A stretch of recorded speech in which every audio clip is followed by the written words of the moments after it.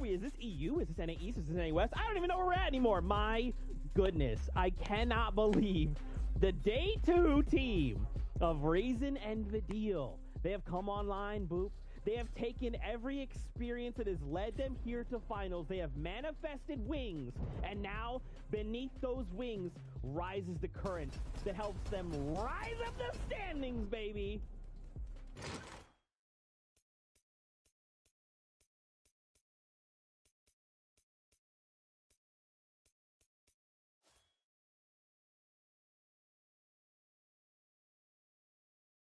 I feel like in that game we saw every single stereotype you could think about EU. We saw a Thomas HD incredible pop off, a Tayson being the best player, Kiriachi and Stormy right deep in the end game, and an incredible victory royale, of course, from Reason. Looking at the leaderboards right here, that's actually pushed Reason Vidil up into 10th right now, so 199 points for them at this point.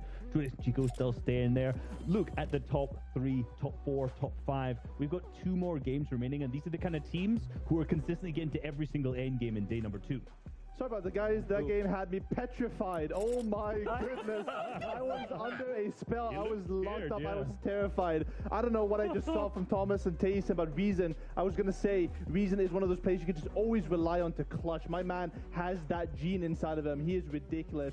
And, they're coming back, finally, in West Side zone now, so Vidil can't even complain about the zones because they did win on that left side as well.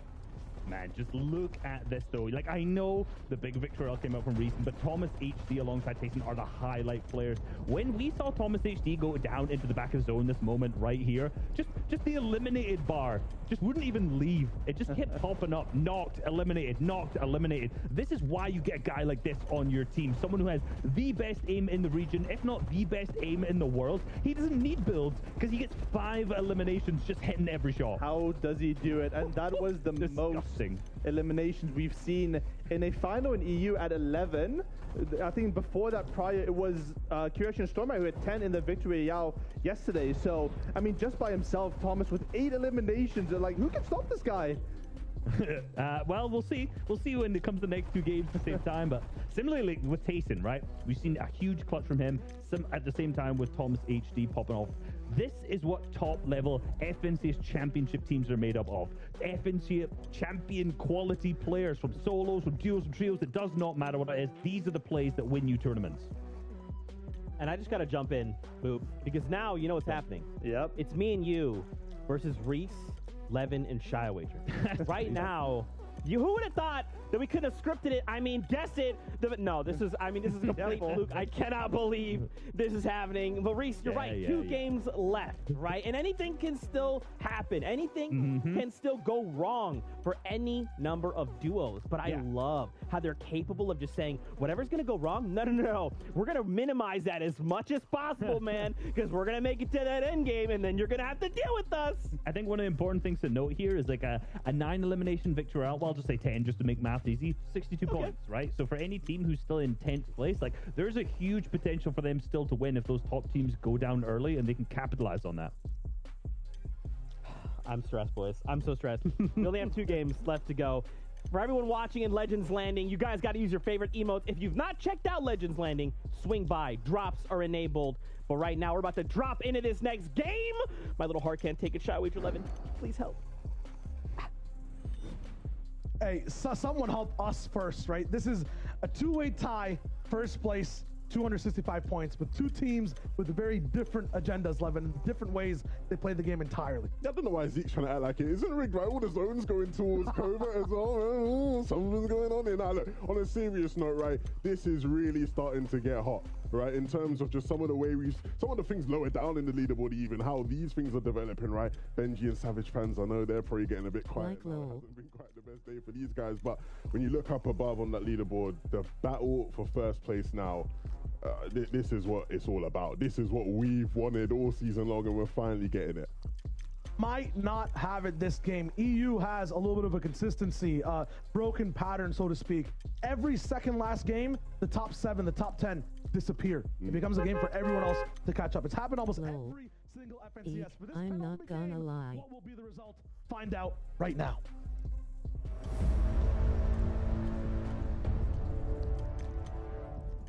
Game 11, where everything really starts to set up for that final game. Stakes are being set. Players' dreams are being made. There's some players' dreams who are being crushed. Grows, Clown, they've done so well up to this point. In the past couple games, these battles off spawn just haven't been so clean. But will they turn that around now against Zeston and Hookah? Clown above has a shotgun to his name, but not much HP to work with. Love you gesture, spider black heart, spider web red heart. And Hookah and Zeston will cower behind this wall as Groves looks to get on the aggressive.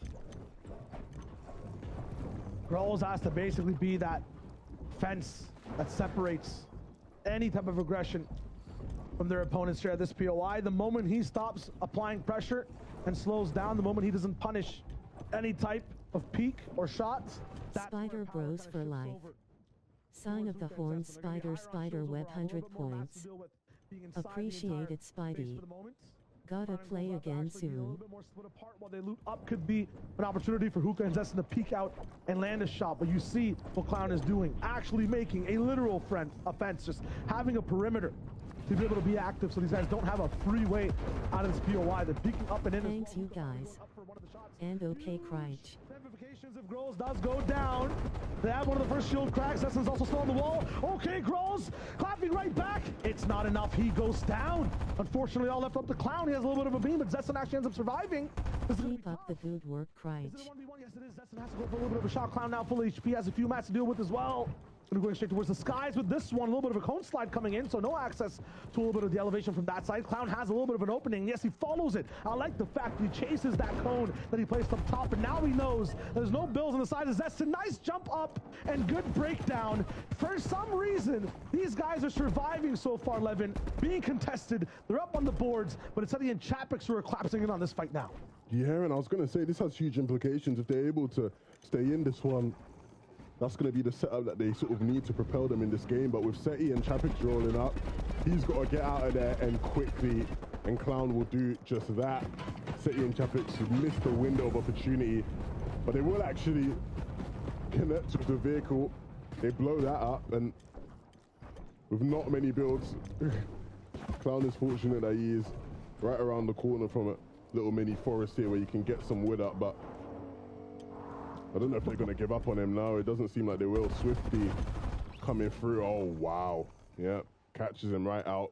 That's not the kind of bush you can hide in, my friend. Not going to be possible. Swifty picks it up. These games are getting a lot faster now off the drop, and it's Bad Sniper who's actually down first. So the classic day one style of moves are coming in from Savage and Benji Fish. Who wins this though? Okay, DKS. You pick that one up. Pick up Bad Sniper as well. Somehow, Benji, for the first engagement, the first Elim, is not going to have enough of a say to actually get his duo out of the way from Tilted. And Benji and Savage. That guy just cheated. I'll be real shy. I think they've lost it. I think they've lost their head in that sense where they just it's the way they're pushing these fights even, right? They're just so split up in that sense where I witnessed they're it. just allowing DKS and Bad Sniper to take these isolated one-on-ones. It's not great at all. They were doing so well yesterday, but it's just not looking too great now. Look, still life-changing money on the line and plenty to play for. So hopefully Benji and Savage can get back into the right sort of mental state to continue. But they need to realize now that as much as they may have had success pushing that fight in previous sessions and days, you don't want to mess with DKS and Bad Sniper anymore. They own Tilted right now. Got the rolling in with, I guess this is Melody actually the entire time. Cat feet. Same. Not going to be here with Dan. I mean, this is the fight we saw break out multiple times earlier on in day number one. Maybe at the start of everything, but unfortunately neither team really finding too much success from these early game fights.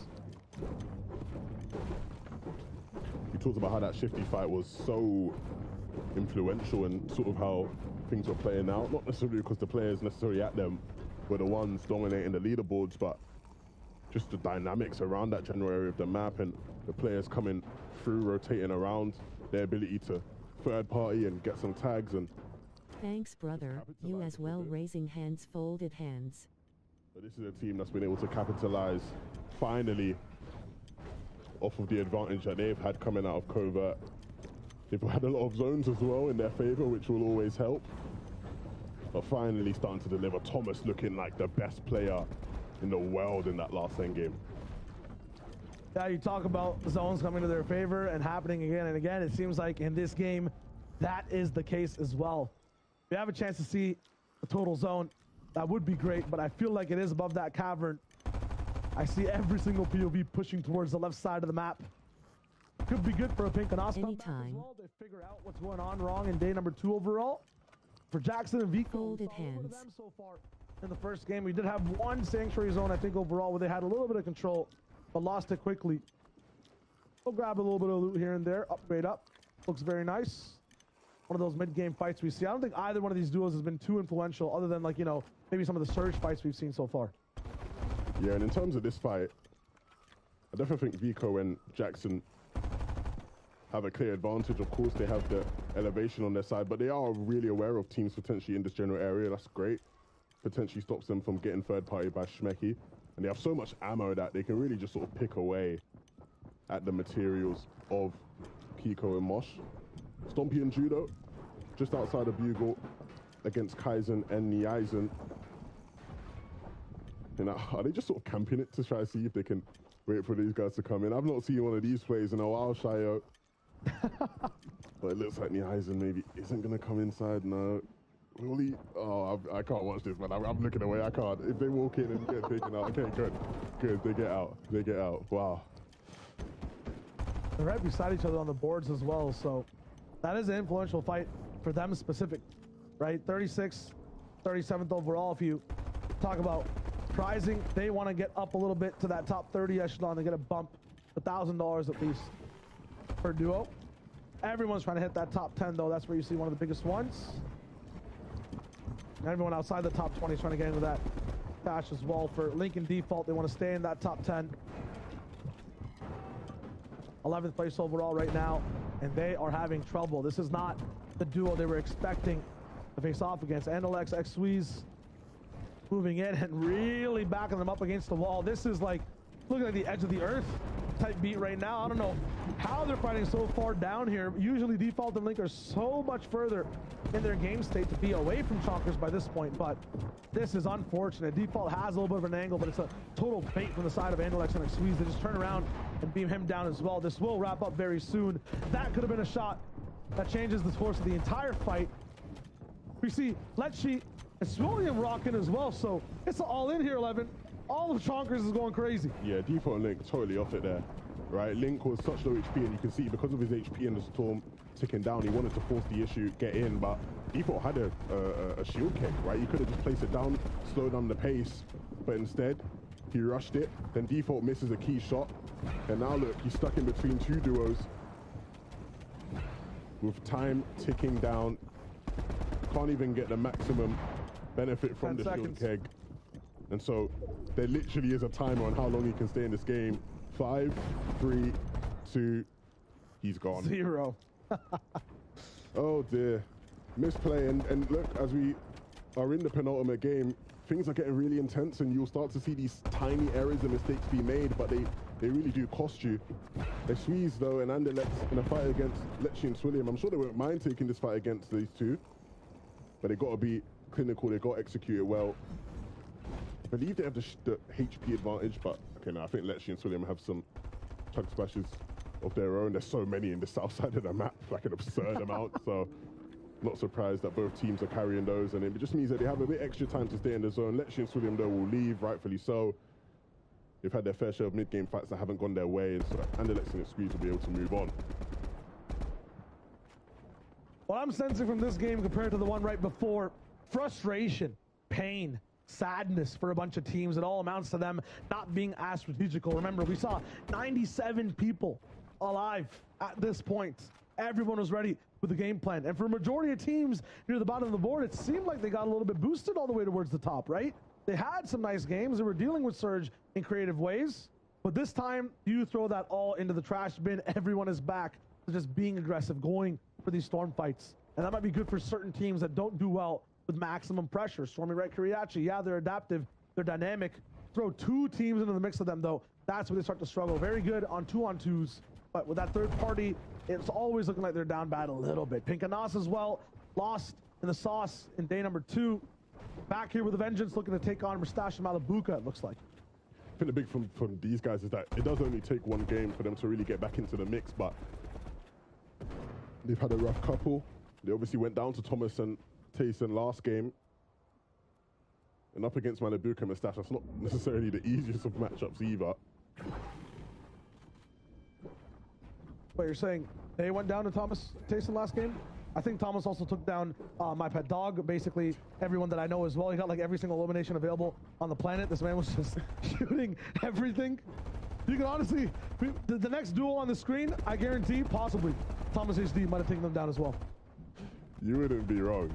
Really, he went on a whole nother level. When you got Tayson tweeting that Thomas HD is the best player in the world, then you really know the kind of player you have on your hands. Bigging up his teammate after a huge last game. It's not only that, right? Imagine you have to deal with a player that did what Thomas HD did, right? And you finally take him down. You get to breathe, and like the boss music gets faster, and Tayson shows up, right? You have to deal with Tayson as a phase 2, as a part 2. That is just, should that be allowed? Like, we gotta split this duo up or something, man. That's too much. That's why in theory, man, this duo, it just seems silly, right? In terms of just, you genuinely have two players who at any given moment over the past 2 years, you could argue is the best player in the world. And it's like, oh, okay, I've taken him down. Finally, it took me like everything I have and everything I ever will have for the past, 5 years. And then boom, Tayson just walks through. Like, it's crazy. It's absolutely crazy. But again, we can't get too ahead of ourselves. They are still in a neck-and-neck battle against two top dogs. And Nasto, if he goes down here, maybe these guys will be completely out of the battle, because at a certain point, you can't afford to just have too many bad games. They will get the elimination, though, and it keeps them in this one. But hopefully they can get themselves out of the little slump they've been on the past couple games. Pink and Nos were basically superheroes, and they had a weakness, right? It would be Vortexia Castery. Ever since that one game where they impeded the way they played on the mountain, they have clashed again and again, and it just seems like the control Pink and Nos had over the finals for Europe is just gone, vanished.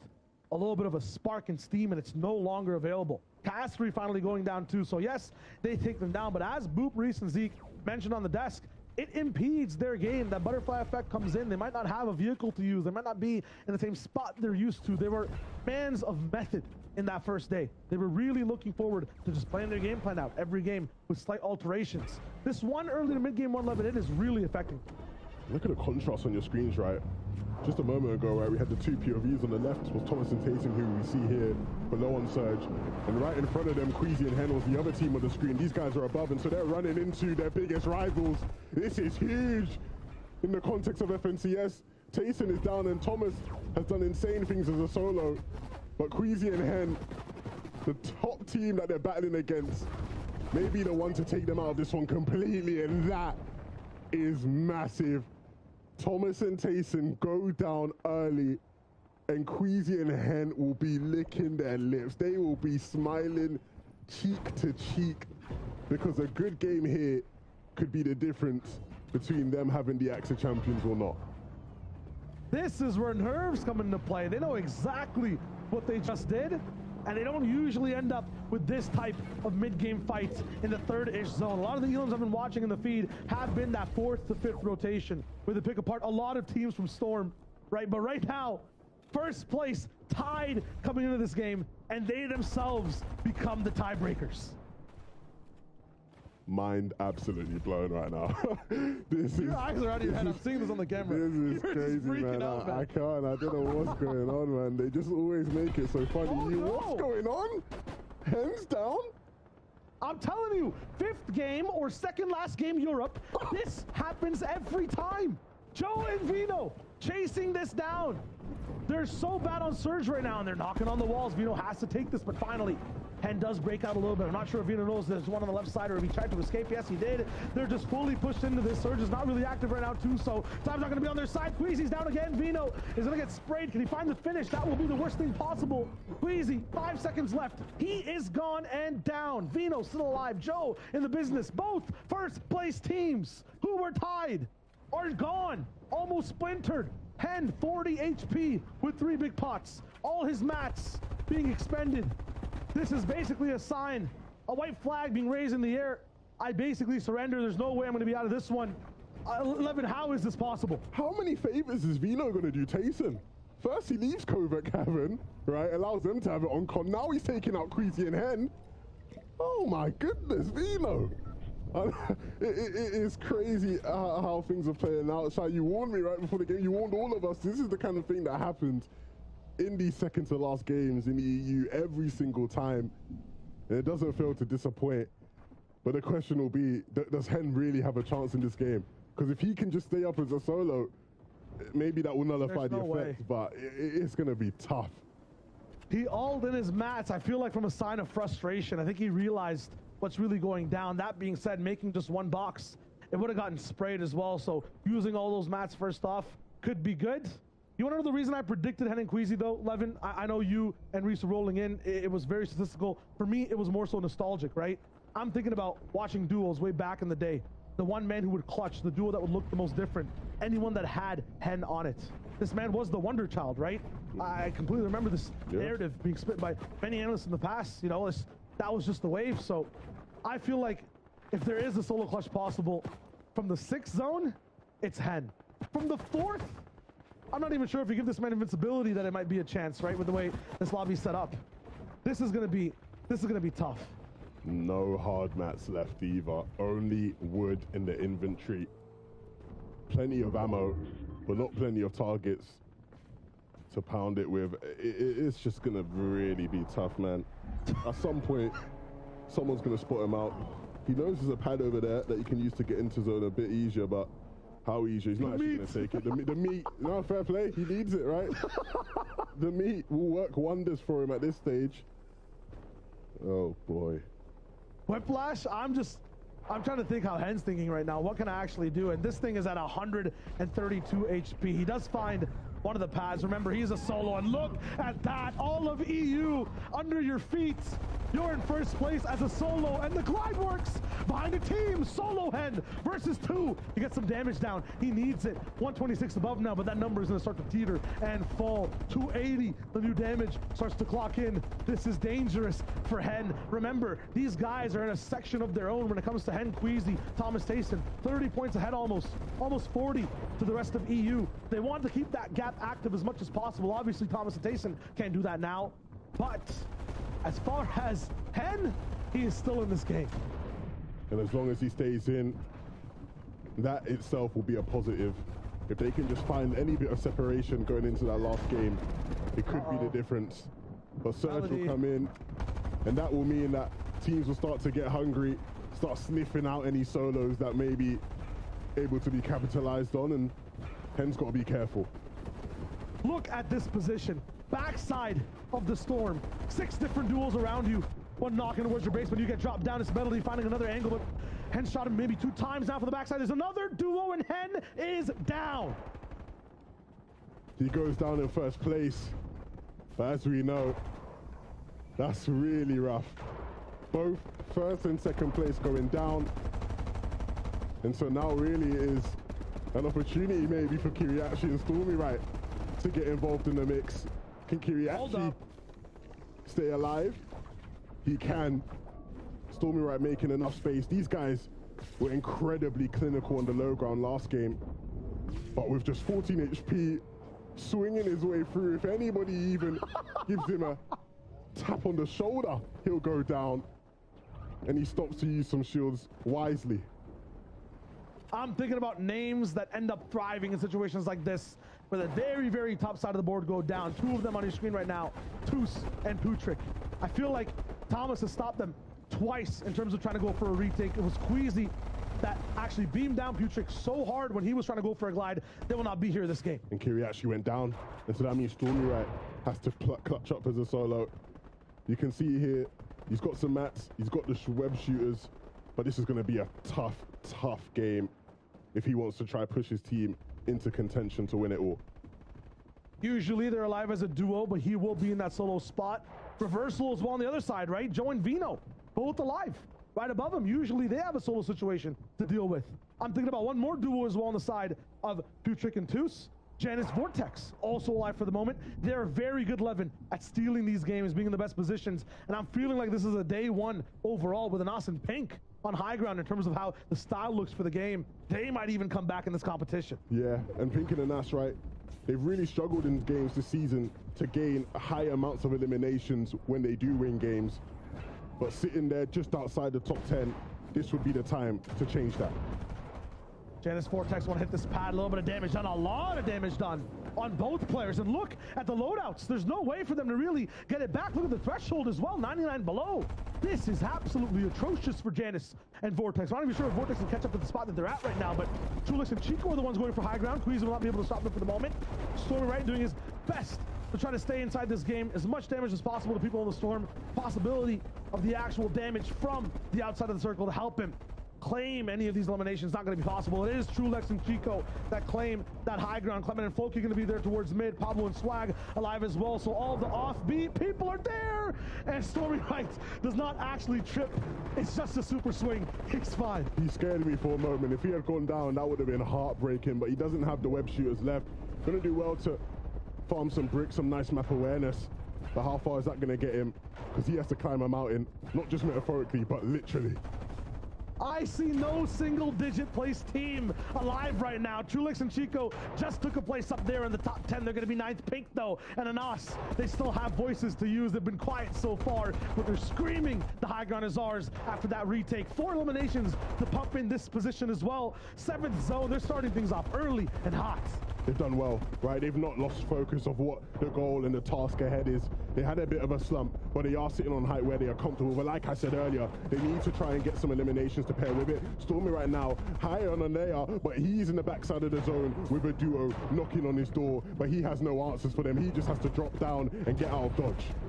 He's in low ground. That's Vino and Joe's lair. Floki also drops down at the same moment, and Janice is there too to lock one down. And Awesome Pink, though, still on high ground, and everyone switched to wood builds. That puts a big smile on Anas' face. This is where he just starts to beam down every team. Gonna be Fury, the first one that they focus on as well. Pablo and Swag, 3 elims of their own, all in endgame. We're down to the final 9 teams for the circle. And Pablo, oh no, wrong box, my friend. The left side is dangerous. The right side is impossible to move. Swag has nowhere to go. Let's just go up and around. Somehow it's free and allowed. How is this possible? And the backside of 2 different players, but he gets beamed apart. That's Trulix and Chico looking good. Meanwhile, Vino Joe still on low. Trulix now basing up. Looks like he's gonna challenge maybe high ground. They actually look back towards the storm. This is very interesting for them. Looking for any chances for damage, but no, it doesn't land. Lucia now also going down. Pink has a voice. It's still screaming loud. Floki takes out Joe. Vino down 2. Him and Clement are not going to be alive. No, they are both as a duo beside another one going head to head, and Chico and Trulix have no mats. Chico and Trulix, they have to drop down off of height, and they drop on low, and they're trying to find control. They pick up an elimination on the backside, but that isn't the only threat left, and Trulix can't hack it. Chico now has to stay alive with no materials, and they know it. They will wipe him out. Floki and Clement have done so well, but the job is not done. Pink and Anas know what they need to do. They need to start picking up some eliminations. Nako trying to be the thorn in the backside. Clement is down, and so Floki just left as a solo, and this is really picking up for Pink and Anas here. They can basically dance on this high ground. All they need to do is break down 2 different solo players. Look at the control from Anas. Look at the confidence from this team on height. Momentary reprieve for Floki, but it won't last fast enough. He goes for the swing around the world, but this man's flight's not going to touch down in the best way. The landing gear is not active. The plane might be in the sky, but it'll come crashing down soon. Anas and Pink down on low ground now. All they have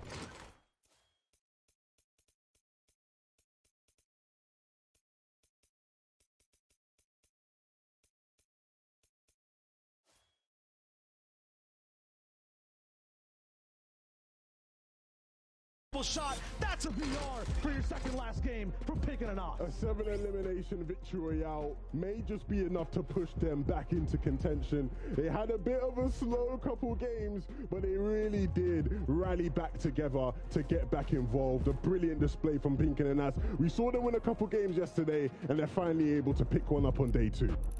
Power, speed, and most importantly, recovery for their performance on day number 2. They needed this, and look at that style from Pink. One swing, and the entire destiny of height changes. Anas gets close and comfortable with everyone on low ground as well. Big props for Floki for trying to survive that long. That's all the experience with practice, but it's not going to be enough when you're up against the 2 GOATs. Pink and Anas did so well, but the big question is, right, going into this final game, what does that battle for first look like? Who will be the one to finally claim the AXA champions? The only people that can let us know, right, are Zeke, Boop, and Reese. So, gentlemen, take it away. Okay. Everybody, take a deep breath. Calm down. Inhale. Exhale. Okay. Ooh. What is going on in Europe in Chapter 3, Season 1, okay? Someone's trying to make me have a heart attack right now. I cannot handle the incredible action that we're seeing, and now Pink and Anas are going, hey, whoa, whoa, whoa, with 1 game left? Yeah, we're going to aim for the top 10. We might even see within the top 5. My goodness, Boop. I did not expect this to go the way that it goes, but once again, it's just chaos everywhere, man. And Pink and Anas, they just do what they got to do right. They're like, yeah, high ground? Let's just do that. Let's just do that, win the game. Yeah, they made Pink and Anas, they saw everyone else getting the attention, say, hey guys, don't forget about us, day 1 winners, and they came back strong. This game they played a little bit more aggressively. They W-keyed over towards Camp Cuddle, and maybe that's the new playstyle. 7 eliminations victory royale for them. That's unheard of. And I think it's really important to note that obviously they were first after day 1 prior to this game. So in the first 4 games today, they only had 23 points on top of the 156 they got yesterday. So that victory royale they got there is huge. Remember, every placement that they go up in the leader, every threshold is more and more money. And that victory royale could A, put them in potential to win if they do well in the next game, but also just give them a bit more moolah. Yeah. There is 1 game left here in Chapter 3, Season 1, FNCS Finals. We have to turn attention to the standings. We have to set the stage here as we prepare for the last game of the season here in Europe. Oh my. I cannot believe it is Boop and I with Tayson and Thomas HD versus Shia Wager, Levin, 2K, and Reese, who all think Hen and Queasy can win 4 points of difference. Listen, we have like 4 minutes before we have to jump into this game. Boop, Reese, just set the stage here as we prepare for this last game. Yeah, I mean, it's almost like we get paid to do this, right? Look at that analysis. It's absolutely impeccable. I mean, this is coming through, right? All of the experience coming in now. This is what it's all about. Multiple FNCS winners and Tailness there inside as well. But, widely regarded as one of the best players in the world. Now finally showing up in the finals. And with 1 game to go, it's all about cracking under pressure. Who will succeed? Whose experience will balance out? I don't know. What do you think, Reese? I mean, every team in this top has the potential to win in the next game is an FNCS champion level team. The top 3 teams are nearly all FNCS champions outside of Thomas HD, which we all know. I said 3, we'll move down to 4. Yeah, okay. We know that he has the potential. He has the skill to be able to do that. Hen and Queasy, FNCS champions. Tayson, the 4-time FNCS champion. Kiriachi and Stormy Wright from Chapter 2, Season 7 champions as well. Obviously, Janice, multiple times. There's so many people in here that are looking to get a multiple time. And you've got to think that last endgame, Stormy Wright was the only player in the top 5 alive still, and he clutched up big points from him. That's why he's now up in 3rd. I mean, you couldn't write it better. And as well, I love to mention Trulex and Chico. Trulex, I feel like he's the forgotten FNCS winner, never mentioned with Queasy and Jerky. He's always there. He's so close by. But, they had such a great game there. I feel like the underdogs coming in, but they're so close as well. 25 points only. You never know what can happen in these early game skirmishes. Something could go wrong. Someone could make a misstep. And, everyone can still win. 100%. I think it's really important to know also that Hen and Queasy, no victory royales to date in the 11 games, and their playstyle is game winning. They are guys who go up to high ground. They are guys who pick up the victory royales. So to see them without any and be on top of the leaderboard is super impressive. Here's obviously the next list of teams. Everyone here, you got to even know, 208 points. What's that, like 61 or something like that behind the first? Like, that's a victory royale with 11 eliminations. And, you know, obviously that won't put them into first because those players will probably get points as well. But again, that's a top 5, hugely potential for the players at the top of this. It all comes down to this. One final game in Europe, and to see how close our top 10 is. Don't forget, as I've mentioned before, and I will always mention, even players in your 11th through 20th, they're trying to jump up into that top 10 as well, right? They may not get first, but when you're talking a difference in prize money, that's what they're aiming for right here, right now. I just want to get super quick thoughts, okay? We have about 50 seconds before we're going to hang out with the casters. Expectations going into the final game. Boop, let's start with you.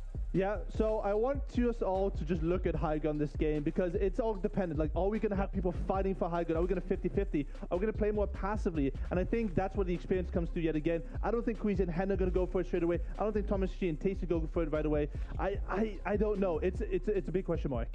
I mean, realistically, any of these teams go down, they're not winning early, right? So that's hugely to watch out the top 3. Usually in this situation, I'd say that more experienced players will be the ones who are going to look out for it. But all 3 top teams are like the most veteran players in there. When you go down the list, you start to get to other FNCS champions pairing up with newer players too. So, hey, I just want to watch the last game. I'm not going to lie. Yeah. Well, here we go. Reese, Boop, let's get ready to do this. Fortnite fam, one final game here in Europe to decide it all. Legends Landing, if you guys are watching, hit us with the emotes. Let the hype rise as we board the battle bus one last time. Shia Wager, 11-2K. Let's go again. What is our life?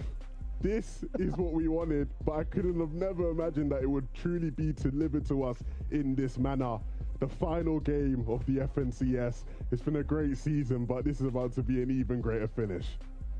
We thought it wouldn't be close. Day 1 looked like, you know, yeah, the leaderboard is what it is, but there's clear leaders that are pushing us forward in Europe. That changed immediately when we landed on day 2. And now, Levin, there's 2 teams at the top who do not want to go down. And even just shortly behind that, right, we have even more teams who really could have a say in how this thing plays out.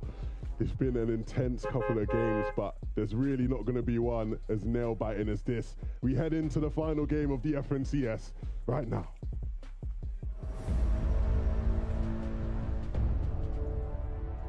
Game number 12, European FNCS, $1.3 million on the line to hand out to every player. A 4-point game at the top, much closer past that, all the way down. It's the 50 best teams you can watch play in the world. And Thomas HC and Tayson, they're rocking down with a lot of damage. I find this slightly uncharacteristic. I haven't really seen this form of landing before, but I like what I'm watching. Every single strat is out for this game. Thomas HD and Tayson are 2nd place overall. They really want it. And they're not too far from first. It's literally the smallest of differences between it. Bad Sniper goes down early in Tilted Towers. What's going on? They've had the better of Benji and Savage for so long, but Phoenix, who was at Covert before, now over at Tilted and takes down Bad Sniper. So our 7th place team has a new hurdle to climb in this game. Every person that likes to tune in sometimes only comes through for the final game of Fortnite for the regions. If you're not comfortable or, used to watching competitive Fortnite, every single player has a certain drop they usually land at. Right now, that's being changed up inside Tilted. That's where Benji and Savage, a lot of names you guys recognize, are going to be landing. That's where a bunch of players on the map are. Free Llama for Hen and Queasy as well. Why are this team or this duo important, Levin? Oh, they sit in first place. They hold the keys to the lobby right now, Shia. Oh, interesting. And they have a Llama as well. Haven't gotten a single launch pad all day, somehow still in that first place. Psycho Clown and Oipic Rose will also be rolling through right now. A team that has never really been in the FNCS finals. A team that just plays like just another duo you love to watch throughout the day. They aren't legends. They're making their new stride. They're the next generation. And right now, they've been struggling on a fight off spawn over and over again. Somehow still in that top 10. Rose is down, all down to Clown. Him against Hookah and Zestin, 1v2. This is not the same as many other games we see. Usually they're winning this off-spawn fight, but now you see things as well from the starting position. They're always isolated 2v2. A third party doesn't come in fast. It's Chapix and Seti who are here. We've been having a rough finals the entire time. These are legends in their own right, but they haven't found their footing in EU this weekend. Yeah, and last game, we saw Chapix and Seti try to get involved in this fight, come in third party, and they were just a bit too late to the action. This time, though, they are speedy. They're quick with it. They don't want to miss out, and this is exactly why they know that they can capitalize. Clown has a 2v1, and even though they've not been on their best performance, Seti and Chapix in a 2v1 is never a fun fight to take. Third place overall, Stormy Rat Kiriachi. They've been sitting in 6th throughout the entire day out of 50 duos that are playing so far. They're rising up in the ranks as of some of the last games. Crazy things have been going down. There's been ties for first. There have been both teammates on both sides of that upper echelon going down. These guys sneakily have risen. Levin, they're never in vision. They're never on our screens in terms of how they do things, how they stay alive. They're never next to the top 10 in terms of their boxes. Somehow, though, in the top 3, though. It's crazy because this was very much looking like a two-headed race. But these guys have just pushed their way in, barged everyone through. Kiriachi's telling everyone, look, I am an FNCS champion, and I want to be one again. They sit just 1 point behind second, and not too far away from first either. DKF finally being taken out there, and that's real rough in terms of the pickaxe coming through. Yeah. Oh, dear. Everything being thrown through the doors in terms of this last game. Seti and Chapix, their battle's not done either. Swifty, you'll notice the number beside these nameplates, the numbers at the bottom left as well. That's the overall placement for these teams. It'll be 38th, battling another team that's somewhat in the 30s as well. Seti no mats, has to jump all the way down, and unfortunately, it's not going to be enough. Chapix is gone as well. Huddy and Swifty rise up the ranks. That's going to be all 9 lives gone for Seti and Chapix. Taken out. It's just not been their tournament. Sometimes the hard work just doesn't connect with the result. But that's where they hit the drawing board and they come back stronger next season. But in the meantime, in the rest of the lobby, our second place team, another game where they have launch pads, all the shield they could possibly ask for, and another zone. Is that 12 out of 12 zones in the west, northwest of the map? Everything literally has gone perfectly for them in that regard. They've had the perfect circumstances, and now they have the opportunity to deliver. When did Janix and Vortex get into 4th? These guys have just been chilling the entire time. They literally get 1 win, and they sleep, and they do nothing for the rest of the day. Somehow, in top 5, next to Kuriachi, next to, we have Thomas Tayson and Henan Queasy as well. I mean, if these guys are in contention, and they're focused, Levin, right? I mean, this team always just feels like they lack focus. If they're focused, it's the business, it's time. Talk about the business, too. Benji Fishy looking kind of nice with the tux. He's rolling in. But unfortunately, Savage, once again, down 114 points. They're in 30th place overall. Benji almost out of match. He has to 1v2 to keep that prize money potential alive. 166. Slap Phoenix in the face. He's not fooling around. You can see him too. He's looking kind of dicey with it. But those extra points confirmed. Smart from him because that's more likely than getting that second elim. Their story will end today in 30th. Benji and Savage will just have to go next.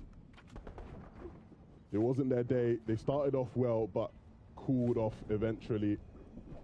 Janice and Vortex, though, it's hard to predict at times their trajectory. They start off hot, and they look like they fizzled out, but then they come back striking harder than ever. When it comes to Janice and Vortex, I'm just scared watching them every time. They are just periodically shaking the soda can, and you want it to explode in endgame. Sometimes, though, the pressure gets too high. Earlier in the game, they start making crazy mistakes. The pressure gets too much. Fizz everywhere. True like Chico as well. I feel like they are so good in their journey, never actually arrive at their destination in the most glorious way. Have the best spots. Look at this tower. Look at the beams. It's looking mighty fine for Chico and Trulix right now. As soon as endgame starts, they start to panic. The high ground they control, taken over. The front side of the zone, absolutely overpopulated. There's no chance for them to really stay alive at all. It's rough, right? Because you watch them, especially in that last game, where they roll through, they go on height. Trulix trying to show people he did play with Queasy, right? He understands the ways of the high ground, but they just haven't quite been able to materialize it yet. They still sit in 5th place, and it's been an impressive run. But will they be able to close it out in even more spectacular fashion? That remains to be seen. Lots of action all around the map. We'll see some of those middling teams go down and go for their final fights. on the Fortnite island. PKR and Mappy having a little bit of a rough day, but they find a few eliminations back and forth. Kiko and Mosh, not going to make it too easy for them, though. PKR finally going down, taking over. Meanwhile, Stompy Jew, they're rocking in as well. The right side of the island. It's been such a rough fight, and it's not going too well for them either. I feel so sad watching all of these fights because the reality is the nature of Fortnite, the nature of this community is with a lot of these teams, this is going to be the last time we ever see them compete with each other. Genuinely, this might be the last time you ever see Benji Fishy with Mr. Savage by his side in a lobby of this caliber. Every single fight is just a closing of the chapter for so many of these teams. And now I want to focus on a little bit of the top four. Who are they? What are their qualities? How do they play? For me, Hen and Queasy, if they had a superpower, it'd be invisibility, Levin. Somehow untouched as they move around, get to high ground, undetected, unseen, and then just have power and control. They truly are thieves in the night, right? Always available there to steal high ground away from whoever thinks they have it. But these guys truly have shown at times that they can be the bosses in that regard. And so sitting in first, again, that confidence is strong for them. On the bottom left, Kiriachi and Stormy right, I would give them the tags of duelists. Very good at taking fights 2-on-2 against one other team. That's how they build up their surge. That's how they beam people across the map. As soon as you add a third party to the mix, though, I feel like that has been their weakness throughout the entire day. The big thing for them, though, is that if they can get deeper into these games, they've shown that in end games, they can find control on low ground, right? Even in all the chaos and all the madness, they can be the ones to stop anybody from dropping down and finding any sense of a home down there. And so that really is the winning condition for those boys. We end up with Thomas and Tayson. I would call them team marketing. Every single zone in the entire game on their POI, every single situation, flexing them. But at the same time, they have the best drop in the game, 11. Launch pads, time and time, over and over again, right? That is something that's so scarce in this meta. If you're used to watching Fortnite in the past, yeah, they might be prevalent. Over here, not many teams have them. And also being said, they're the unfair team. We mentioned it, right? Imagine having to deal with Thomas HD, one of the best players in the world. You take him down, Tayson pops up. What do? There's not much you can do other than just be knocked or be eliminated, right? Oftentimes, it's like running into a brick wall. How many times can you continue to run into that brick wall without realizing that there is nothing you can do? They are basically the final boss, and they've got 2 phases, is what I'm trying to put down here. You have to be able to do the entire fight without being scathed, touched even once, or you're down. Then we have Janice and Vortex in 4th place. I mean, these guys, I don't know what tag to add to them. Mystery men, an enigma. I don't know how they approach this game. You have a knack for them, Levin. You know exactly when they can win. You've called it multiple times. Talk to me here. They truly are what you expect from a Dark Horse team. One that maybe hasn't been given the credit as one of the best teams in the EU or in the world, but they truly are just that. Completing all phases of the game. Early game, solid. Mid game, secure. And end game is where they can explode. Vortex, one of the strongest, more exciting players in all the land. And Janice, a veteran who knows how to do it and win on all stages. They truly are one of the bigger threats, and they have been, and they will continue to be in this lobby. To round out the top 5, we did talk about Trulix and Chico for just a little bit. Nomads just trying to find a home, just trying to find a way to get comfortable. Once again, I think this is just a masterclass of mid-game damage, 401 above in terms of handling Surge. And they just get to endgame, and that's where, you know, it's tough. No one's giving them a hitchhike ride anymore. No one's trying to help them out in terms of giving them the space. That being said, what is this new tag that just popped up on your screen on the top, or I guess right side, the damage threshold? This is Surge. You have to deal enough damage, or else you will basically start to take damage from the entire server. And with that being said, that's one of the things that everyone's been focusing on inside the mid game. Early game, it's all about winning your POI. Late game, obviously getting as many elims as you can and winning. But in the middle, every team you'll realize will start to make bases or push boxes and start to handle their surge. Just a way to keep people active as they play the game. You deal damage or you take damage, that's all it is. The ref squad and scram the team on RC Green. They've been a bit all over the place at times when it comes to their ability to do damage when it matters the most. If these guys can get their Storm Surge dealt with, they will be a threat in endgame, one of the more experienced teams. But that in itself is a big question mark. Will they be able to do that? You can see Queasy and Hen postured up on this hill. This is their attempt to deal with their storm surge. You can see they're up so high, they can see everybody in this general area. And so once somebody pops out, right there, just what Queasy did. Take some shots. That damage goes a long way in the journey. Just trying to stay above the storm surge. It's Tayson and Thomas are taking damage towards. This just happened in the last game. They saw each other. They were tied for points. Right now, I believe Queasy is about 4 ahead. This is first and second, though, and Hen and Queasy ended up taking out Thomas and Tayson. They're also 11, the only people in this spot that can actually look at each other and go for shots. They're going to be rattling up against each other. Depending on this performance, we'll see who's allowed to play this game, who actually has that damage and the surge. And if this zone goes further southeast, right, they could end up having to rotate almost side by side. We saw what happened, right? Last time that happened, it didn't end well for either team. And so look, that journey's going to have to start being made, and it's going to be real rough. They've so far sort of just traded, which is all right because they both have lots of shields because of the POIs they come from. But at a certain point, you don't want to trade anymore, right? At a certain point, you want to be the one that alphas the other.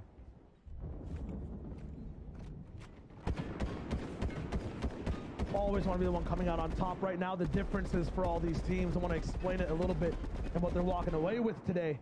Hen and Queasy, as of right now, are sitting on $300,000 in their position in first place.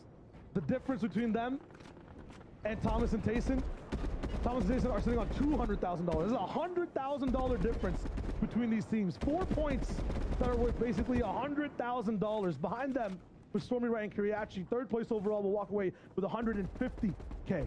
So you can see the amounts start to get up, and up more as we go through these rankings. Vortex and Janice, 120K2 at fourth, looking good for now. But once again, this is only if these teams survive and maintain these spots. We've seen it every game. Whoever is first and second, they start to dwindle. They go a little bit back and forth. Their position changes drastically when the next game starts. Last game was a catch-up for the rest of the board, which makes this one so much more so interesting. Everyone is about 10, 20-ish points next to each other. That is just a little bit of placement overall. You can see their position right here in the middle of the lake. Actually somewhere where I've seen them look to position themselves in the past. Relatively central in this third zone, and it means that when fourth pops, they're likely to pull it. But if things don't go their way, things could get messy, right? Just sort of isolated here in the middle of everything.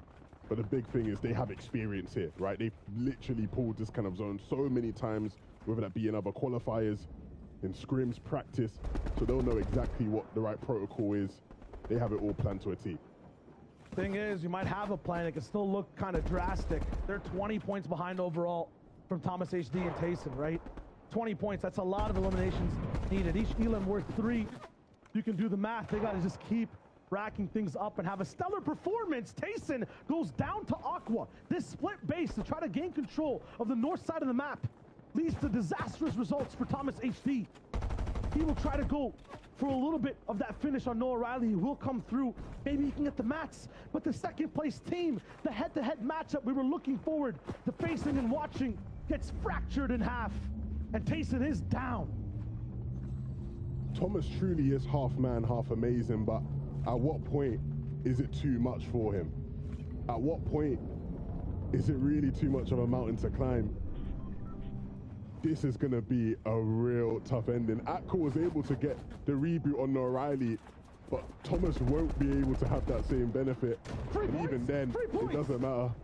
He gets 3 more. Noah Riley brought back from the lobby by Aqua. There's no chance for Aqua to go back. The zone does too much damage now to get the reboot again, but that's 3 points from Thomas HD to have again. He just has to wait. There's an airdrop here as well. That's another pad. If there is a person in this game that can solo an endgame, it might be Thomas. He might have another repick here. It's up against Aqua. He knows it's the 1v1, but the more noise he makes, everyone else on the server will start to shoot, and those shots start to come from a long distance. They won't do too much damage, but Thomas has to be careful. One mistake, his HP totals go down. He has to just push forward for this fight. 35 seconds left for the zone move as well. He has some time to work with, but in all these metal builds, this SMG is not going to do too much damage to those fully built walls. To try to go for that pressure, he's going to elect to just back up a bit. Go for the package. It's going to be fine. Will it drop a launch pad? Does he have the marketing? No. No pad for him. No, yes, yes, absolutely. 2 pads now for him to rock in with. I have to assume that Tayson might have used one earlier on before, so it's going to be fine for him for now. Aqua is going to be here on low ground, fully beefed up with the shield. I'm not sure what the surge situation looks like for Thomas HD either. But what I do know is there are at least 4 teams looking this way. No matter what decision he makes here, the eyes will be on him in this lobby. This is going to be a real tough rotation. Aqua lands at the bugle, so he has the web shooters, I believe. And Thomas doing what probably was the best option, right? Looking to go towards this hill, using it as cover. And he does take a bit of damage, but he has the shields to recover. And that's just even less shields to use deeper into the game. And he still has his eyes set on Aqua. He realizes that every little point helps. Oh, wow. He's 64 below as well, so he actually just needs to damage straight up in terms of surge. Look at the points in third place. 265 right now, and Thomas is at 266. Yeah, the 3 points will help overall, but he will fall down the standings if he can't live. Yes, the elim, it'll be huge. Yes, to this point, you go down in the top 3, you might be able to hold on to top 10, but this man wants to win. He wants to be on the podium. So does Tayson. And clutch sprays coming in from up above. Will it update the threshold? No, just 37 below still. Thomas HD is in trouble. He'll have to use one of his pads directly in the line of sight of other players. Not everyone opens up. He's going for the 1v1. Aqua jumping in the box, but Aqua lands a big shot, controls the wall, bounced back. Thomas HD somehow survives, doesn't own any of these walls. Aqua, I think, just got beamed down as well right in front of him. Now the entire lobby is focusing him, and Thomas HD is down. That might just be it. I doubt their second place will hold with Kiriachi and Stormy right looking so strong. And so what was setting up to be a photo finish for them might be the end of their FNCS run. And if Hen and Queasy have been paying attention to the feed, that will be huge for them. This happened last game though. They took down Thomas HD and Tayson, and then the next 20 seconds they looked a bit too happy-go-lucky. They got a bit too fruitful with the way they were playing the game. A misedit a little bit possibly. They were trying to hit a pad, but looks like I got blocked. They'll go down for it again, blocked once more. Hen falls down and jumps. They barely took any damage, just one zone tick. They're looking good, composed. All they need to do right now is stay alive. And they can do that. They've been able to so well. We talked about how they can be so sneaky, almost like they're invisible in these games. And some nice damage being dealt. Hen, you can feel he's in rhythm, hitting the shots when needed. And this is everything. This is their chance. Last year, FNCS, the first one of the year, Hen was victorious. 2022, can he do it again? We need to stay with them for this one. We haven't watched the way they really take height, hold it. Yes, we tune in with a bunch of other POVs as well, but I really want to see the decisions they make. Look at this expert spot. They're still picking up a few eliminations. None of them will actually go towards points credits, though. It's just the pressure, because Tripper and Vidil are there to pick those ones up. It's fully aquatic. 11-2K, look at the zone.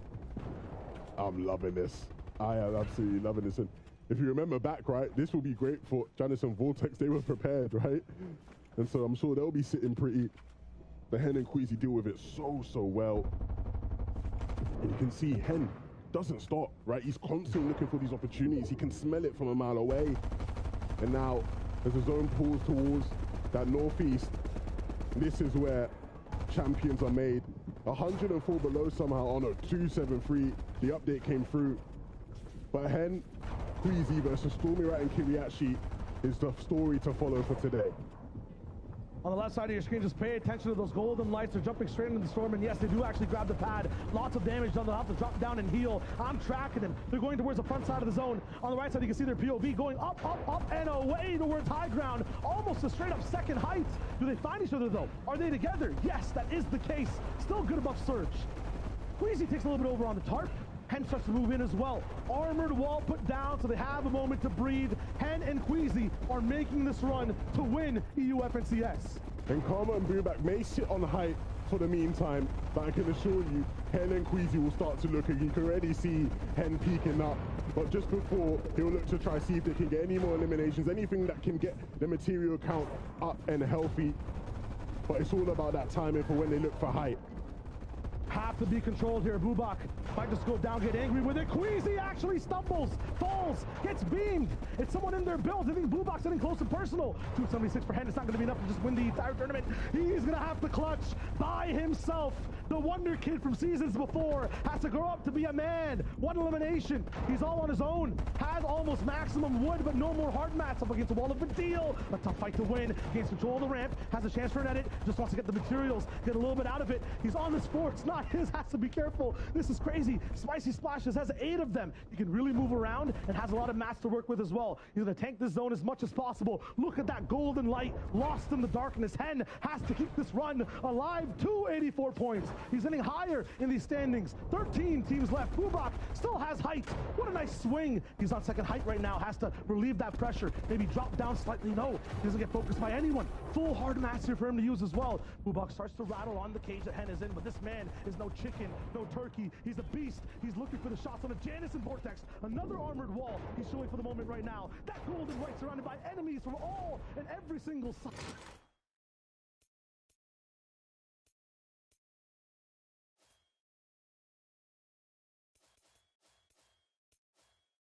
Which will go off from the right side. 286, first place is still shining bright and looking true. A double jump in midair too. He's found his next box. Hen's done so well to stay alive.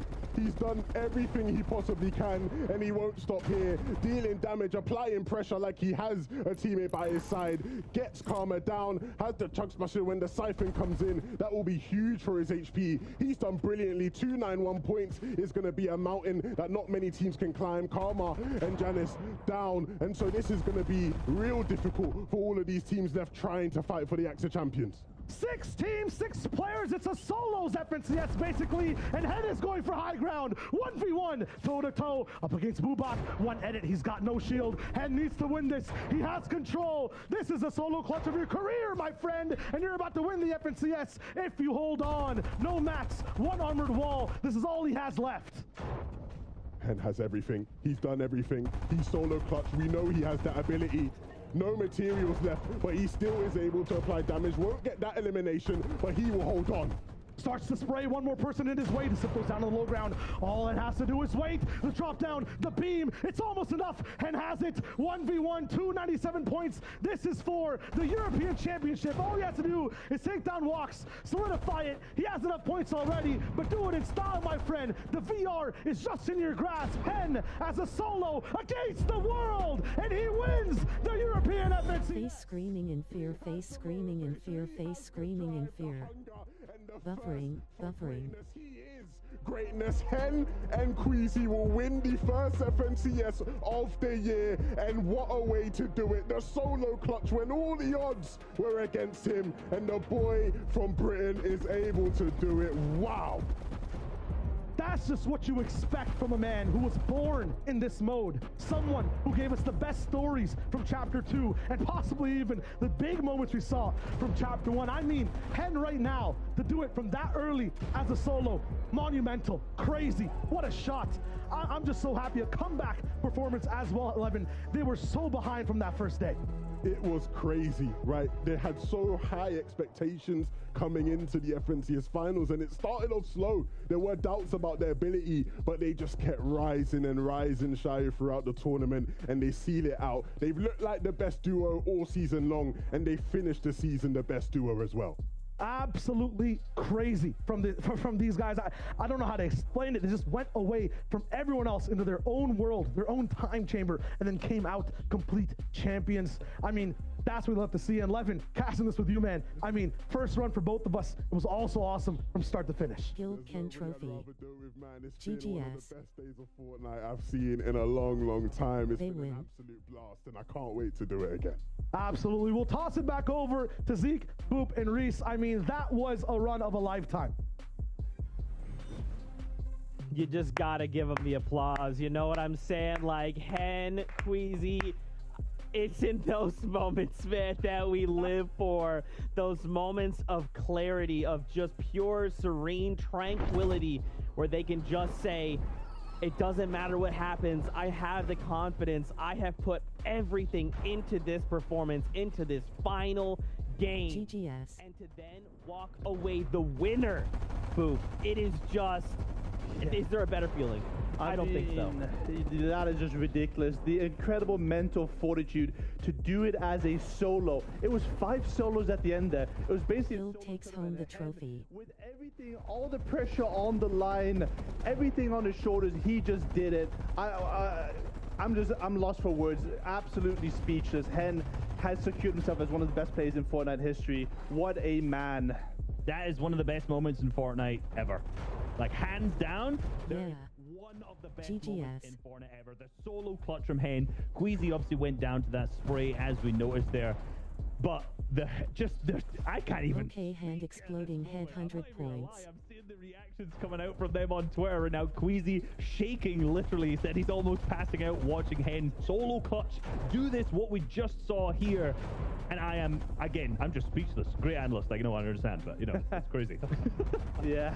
I mean, let's go a little bit more analytical. When we Congrats to Guild. day number 1, we saw them sort of, they maybe had lost a little bit of hope, right? And then that last game, we saw just a glimmer, just a tiny little glimmer of hope. And today, they just turned it to the absolute maximum. At the beginning of the show, we alluded to the feeling that Queasy had. Yesterday, everything went wrong for him. And today, looked like everything went right. Hen was on top, Queasy was on top. And that is just absolute beautiful Fortnite that we see from them. Just ridiculous stuff. And it makes me so happy to be here to witness it.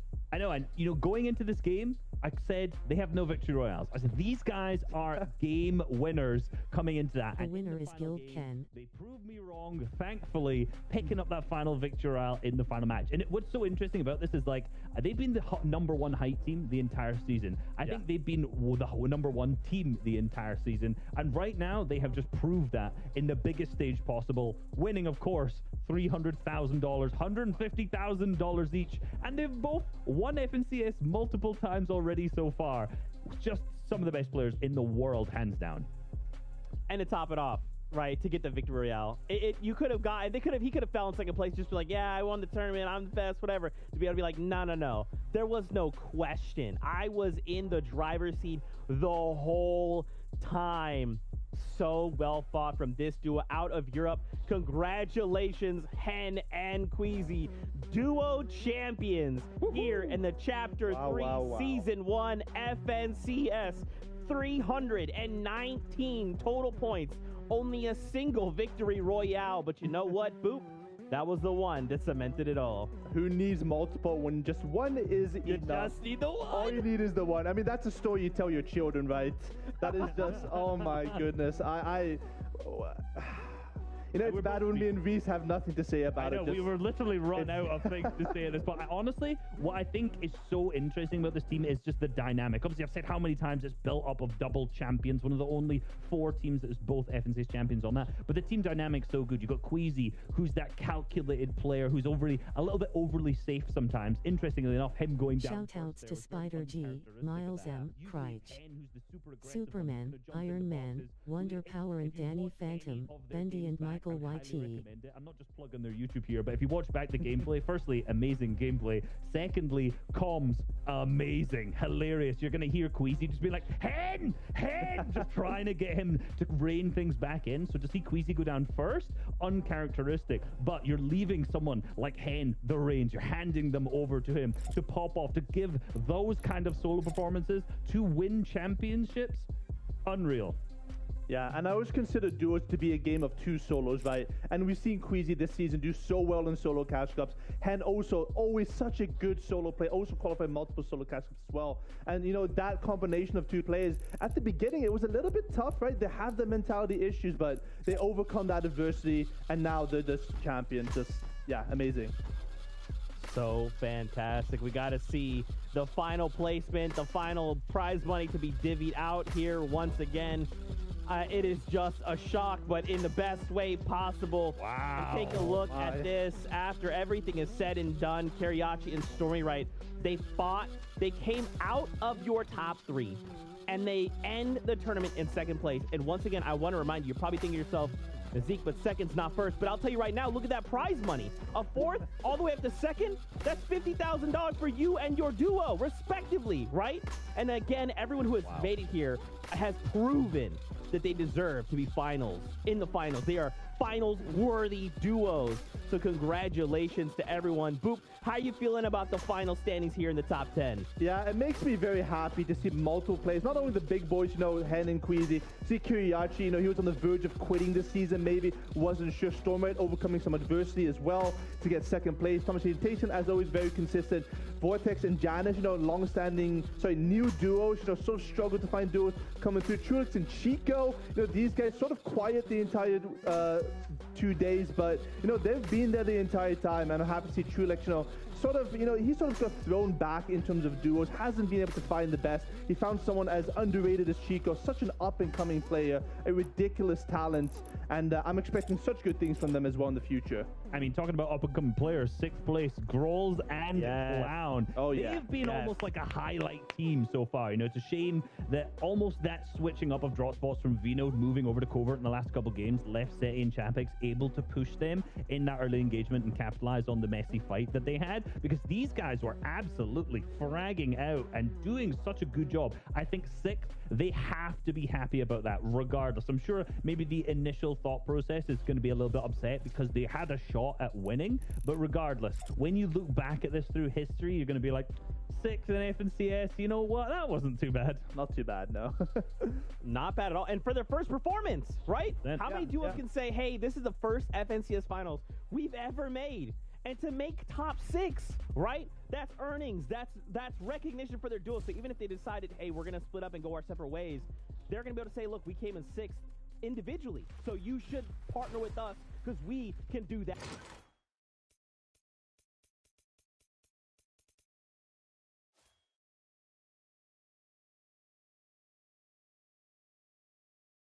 Still in the top 5. Not the worst. Okay, production, you guys didn't have to do me like this. Don't show them the numbers. Don't show them the numbers. You know what? Actually, no, what? Production, give us the numbers. Shy wager. Can we just talk? Wow, that's rough from the. I mean, new analyst on the desk, Boop.